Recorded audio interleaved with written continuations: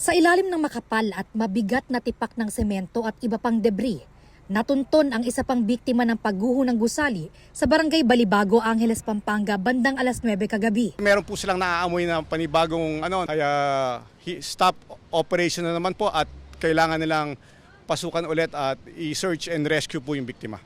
Pahirapan ang pagkuha sa biktima mula sa patong-patong na debris. Gumamit ng iba-ibang aparato ang rescue team.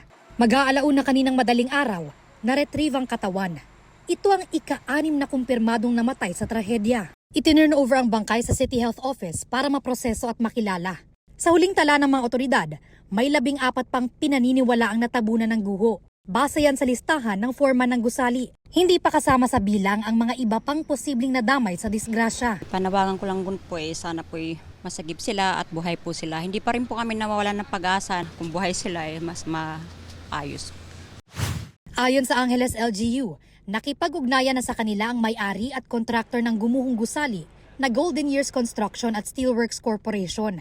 Galing pa umano sila sa Japan, kaya natagalan bago harapin ang lokal na pamahalaan. Sa ngayon, nakipag-ugnayan na po sila sa atin at nagpahayag po sila ng suporta para kung ano man kakailanganin natin, mga dokumento, permits, reports, o ano man mga kaugnayan dito po sa trahedyang nangyari, makikipagtulungan po sila sa atin. Nakatakda rin daw humarap sa publiko ang may-ari at kontraktor ng gumuhong gusali. Para po ilatag ko po sa inyo ang mga may-ari at mismo ang kontraktor na naging bahagi po ng trahedyang ito.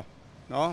At ina-assure ko po ang publiko na magkakaroon ng katarungan at malalaman din po natin ang katotohanan sa trahedyang ito.